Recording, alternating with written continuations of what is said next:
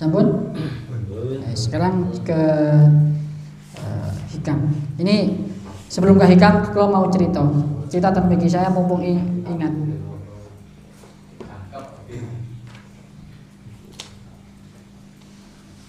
Sambil ingat. Bismillahirrahmanirrahim. Di sini ada cerita seperti ini. Dulu ini saya ingat pernah disampaikan oleh Ustadz Samsul ketika ngisi di RW 12B. Tapi saya itu bertanya-tanya di India dalile. Saya baru tahu ternyata ada di Fathul Muin. Disampaikan di sini, mungkin jenengan juga pernah mendengar. Tapi di sini dalilnya, keterangannya ada di sini. Jadi ada satu ketika seorang makrifat billah, orang yang makrifat kepada Allah, itu bermimpi, orang alim lah, seorang wali. Kemarin disampaikan oleh Gus Habib itu Allah itu memberikan khariqul lil adat, memberikan kesaktian kepada makhluknya dengan bermacam-macam tingkatan. Okay. Kalau memberikan kesaktian kepada Nabi, istilahnya adalah mukjizat. Nah, kepada apa itu? Tinggal di bawah ada maunah ya, ada apa lagi itu? Karomah ya, kepada waliullah itu karomah. Ini mungkin termasuk karomah. Diceritakan ada seorang waliullah bermimpi dalam mimpinya, dalam tidurnya. Ini mungkin jangan pernah ngerti, tapi cuma saya ngomongkan saja. Wa haka ba'du ahli ilmi anna rajulan ra'a fil manami ahlal quburi fi ba'dil maqabir qad kharaju min quburihim ila zahiril maqbarah. Ada ahli ilmi, seorang waliullah bermimpi bertemu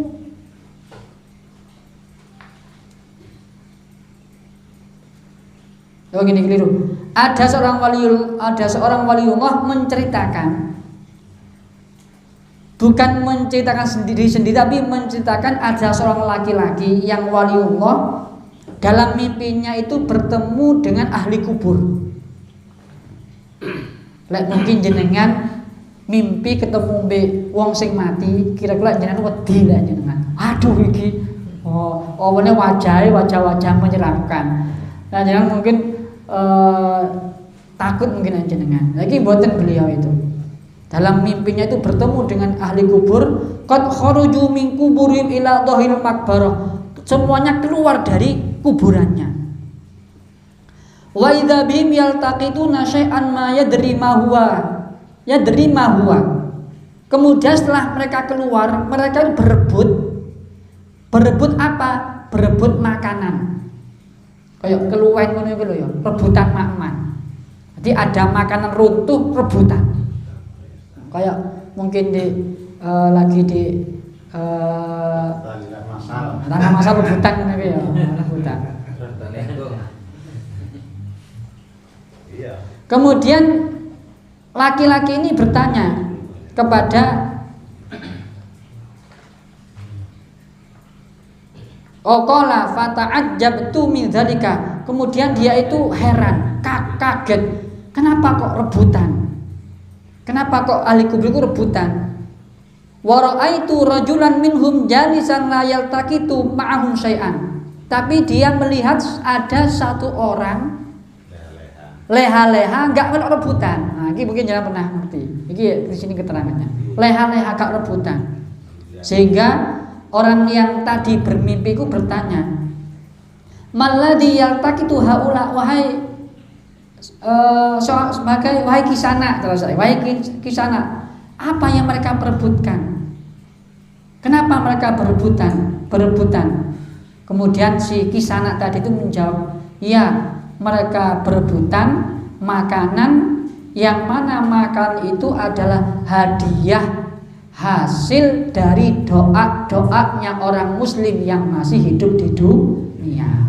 Maka kita juga mendoakan Allahumma gfirli wali walidayya wal mu'minina wal mu'minat. Lah, yang kita doakan wal mu'minina wal mu'minat itu nanti akan oleh Allah akan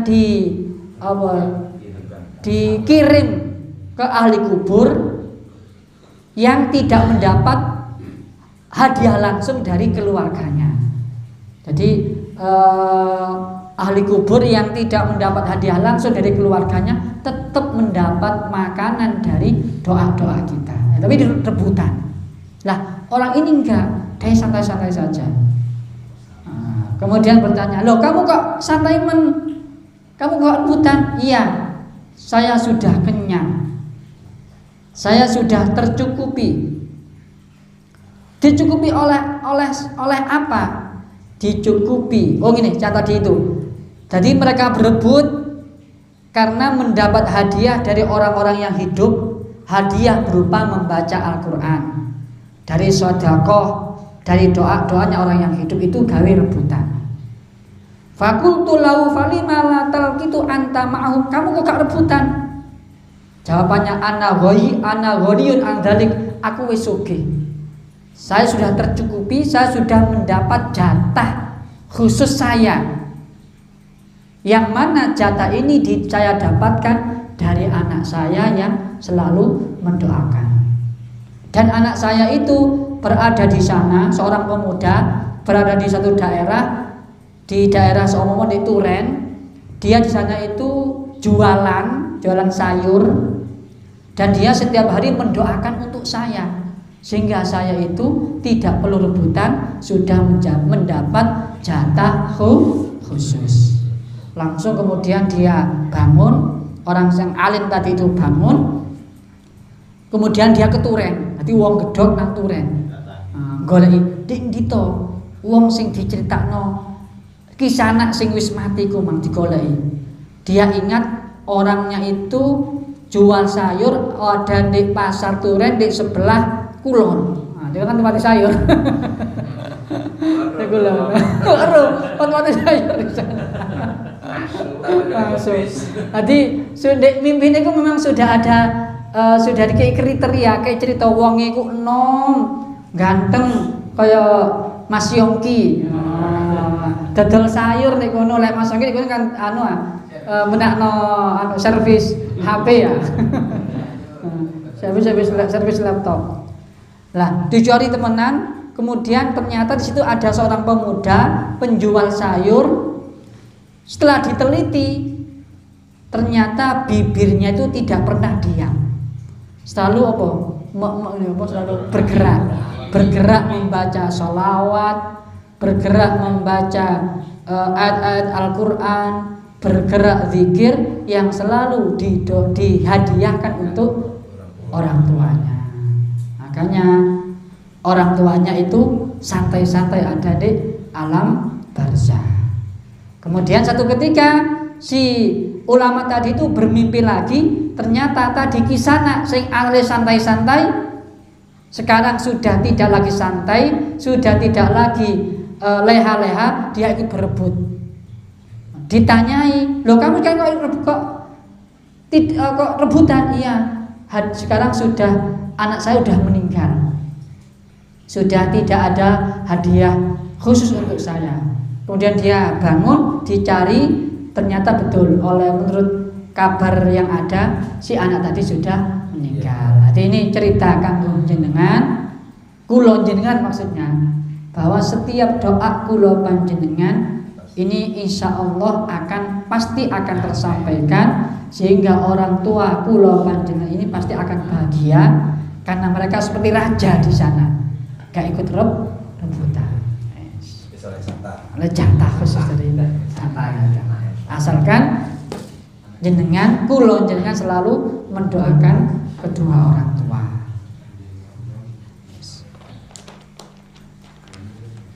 Kita kemudian ngawas hikam.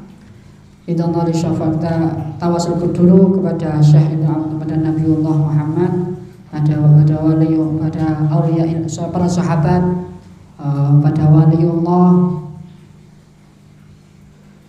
guru-guru kita, ustaz-ustaz kita, leluhur kita, khususnya kepada mu'alif hadal kitab Syekh Ibnu Athaillah As-Sekandari, kepada guru kita Kiai Ali. Bi barakatil Fatihah.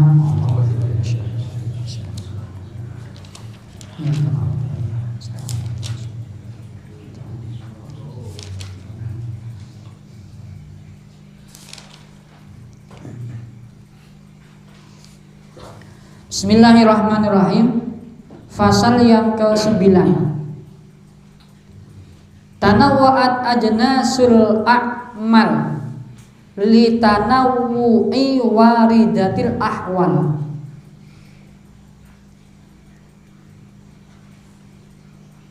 Amal seseorang itu bermacam-macamnya. Amal seseorang ini akan muncul sebab bermacam-macamnya kondisi seseorang. Saya ulangi, munculnya amal seseorang itu sesuai dengan kondisi jiwa seseorang.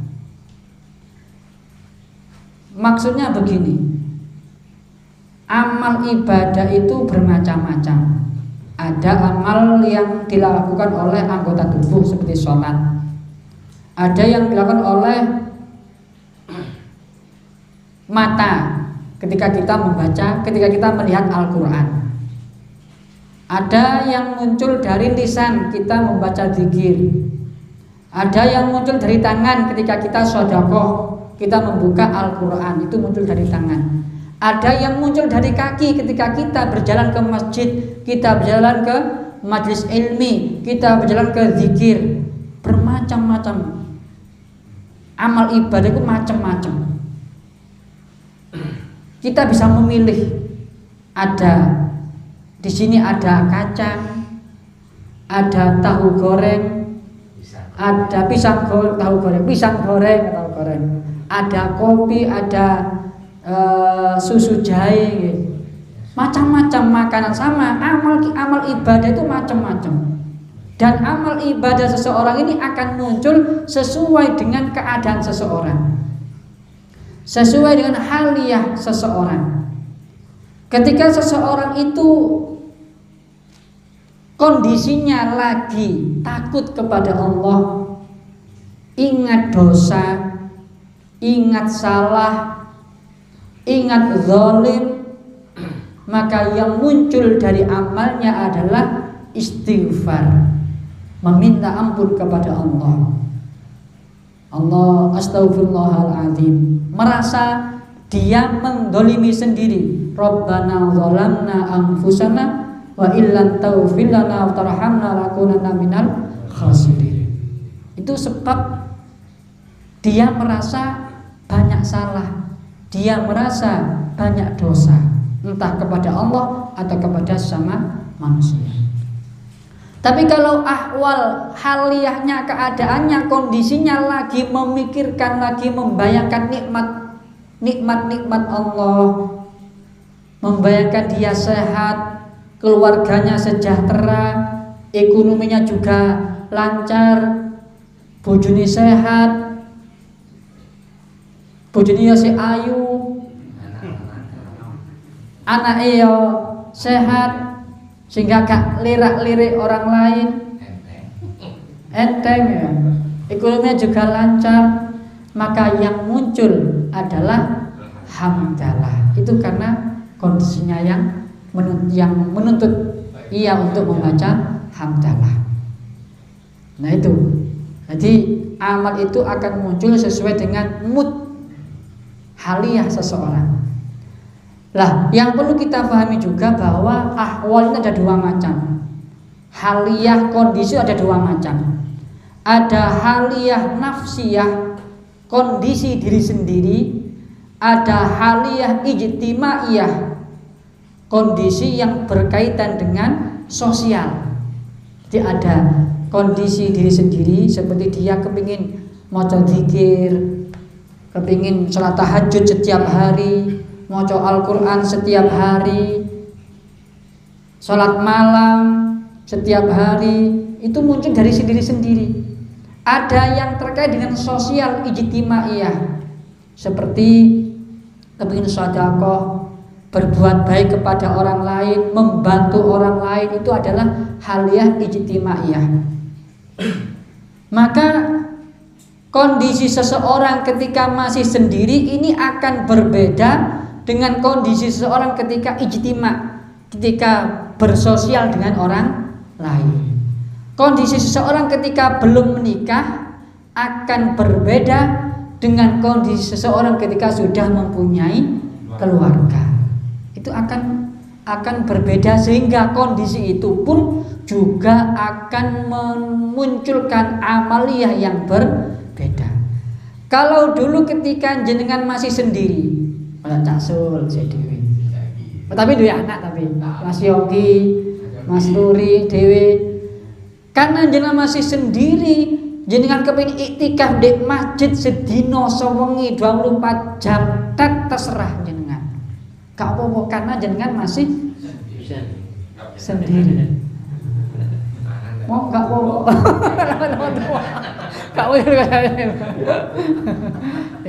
Tapi ketika jenengan sudah berkeluarga, maka tuntunya sudah berbeda. Jangan sampai kemudian sampean kepingin iktikaf di masjid berjam-jam, padahal di rumah ada anak istri yang terbengkalai, yang ditinggali juga keliru. Jadi kondisinya berbeda, jangan disamakan. Makanya dulu itu ada seorang ulama itu suatu ketika pas azan dia itu nang masjid. Nah, di masjid itu dia itu bekerja. Dia itu awalnya kerja waktu, bekerja kurungan melok uang, mungkin melok ikut Mas Lulu. Pas azan Allahu Akbar, pas kini azan mungkin Pak Misman azan Allahu Akbar, teko nang musala. Lah ndek musala dek iku malah kepingin ngaji pirang-pirang lempir. Wiritan pirang-pirang ewu. Salat maca suwe, padahal ndek kono Mas Lulu wis ngenteni. Kak balik. Sehingga kemudian ulama ini ingat, Masya Allah, saya ada kewajiban ijtimaiyah di sana, ada tuton dan balik. Kok aku kok suwe-suwe ndek kini, padahal ya wis ini aslinya ya apik kan ndek musala. Tapi ada satu sisi lain, ada tanggung jawab yang wajib dia lakukan. Maka dia istighfar, njuk ngapura, ya njuk kula nang Mas Lulu, ya njuk kula nang pangeran. Karena dia merasa salah. Ada satu kasus lagi, dulu seorang Syekh Fudel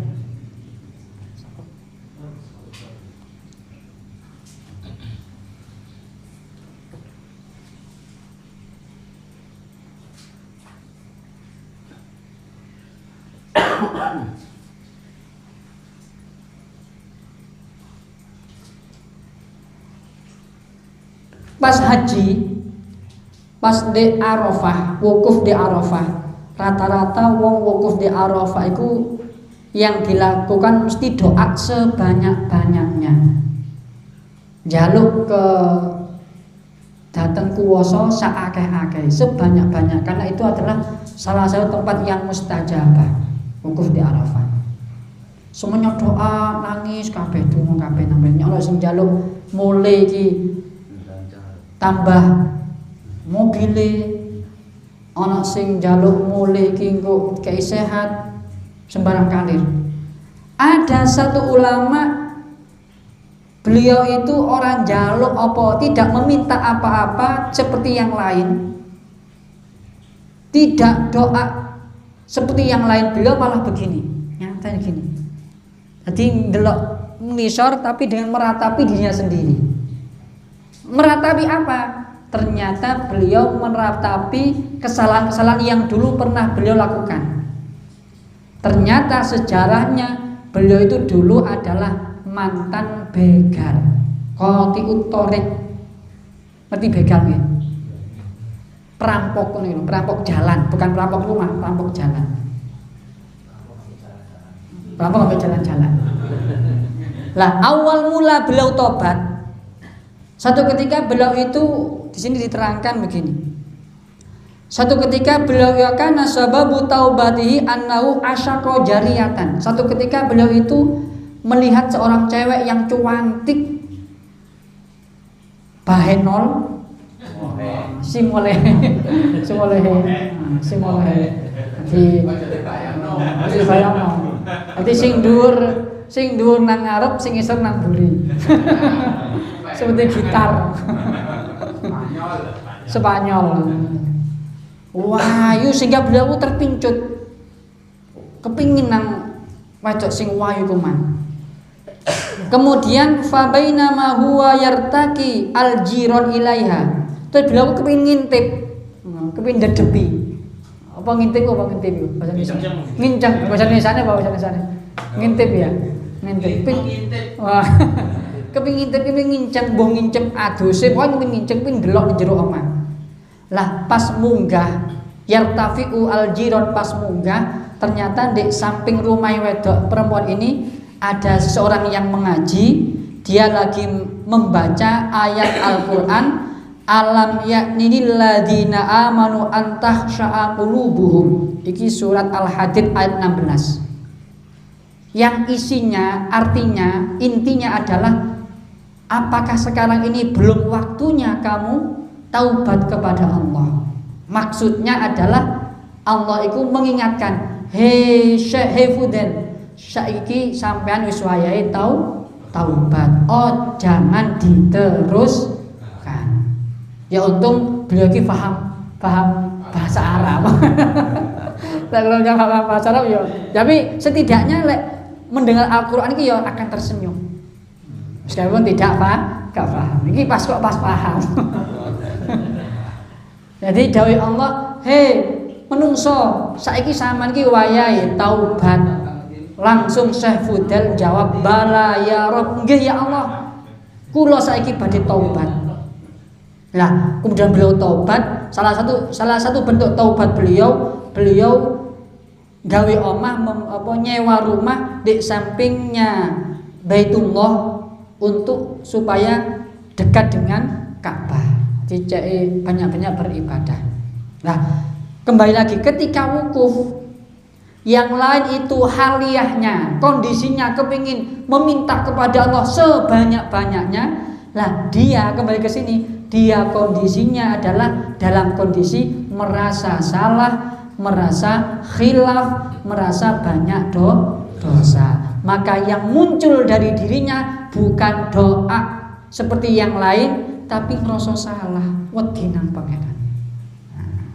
Kembali ke sini, ya tanawwa'u tanawwa'at ajsanul a'mal li tanawwu'i waridatil ahwal. Jadi amal itu akan muncul sesuai dengan kondisi yang berbeda-beda. Saya ada satu pertanyaan begini. Jadi intinya makalah ini kita harus mengikuti kata hati. Dawuh Kanjeng Nabi, apa benar kita mengikuti kata hati itu? Benar. Ana dawuh Kanjeng Nabi, da ma yaribuka ila ma yaribu. Jangan tinggalkan sesuatu yang membuat kamu ragu, pindahlah ke kata hatimu yang membuat kamu yakin. Jadi ikuti kata hatimu yang yakin. Itu dawuh Kanjeng Nabi. Sekarang begini. Ketika kata hati bertentangan dengan dawuhnya guru, bertentangan dengan dawuhnya guru. Ini kesuwen apa mboten Isa? Maksudnya begini, kadang satu ketika mungkin jenengan sing gadah guru, mungkin apa Ustaz Junaidi apa mungkin Ustaz Samsul dawuh seperti ini, sampean umpama sampean wis kadung punya wiritan setiap hariku mesti bangun malam mulai jam 3 sampai subuh. Salat subuh ya, salat malam lo ya, bukan bangun pipis balik meneh enggak. Memang salat malam sampai subuh. Dan subuhnya enggak telat. Bukan kok salat malam tahajud terus turu sampai jam itu. Ya, iki keliru iki. Jadi sunnahe dipentingno tapi kewajibannya keteteran. Jangan seperti itu. Jadi mungkin jangan punya wiritan sesuai dengan kata hati jenengan karena lagi seneng kepingin wiritan yang berjam-jam. Lah ternyata guru jenengan memberikan dawuh yang berbeda. Lek bengi wis salato sak kuat, sak mampune. Soto sepisan maca Al-Qur'an sepisan terus ndang turu terus tangi subuh. Kan berbeda ini antara dawuhnya guru dengan kata hati. Mana yang dimenangkan? Mana yang dimenangkan? Ulama mengatakan wayam bagi likuli ahadin ayyamala bimuqtada mailihil mazkur illam yakun tahta tarbiyatis syekh. Jadi kita wajib mengikuti kata hati kita, mengikuti perasaan hati kita yang yakin dan itu baik ketika memang kita tidak mempunyai guru, ketika kita tidak di bawah naungan seorang guru, seorang mursyid.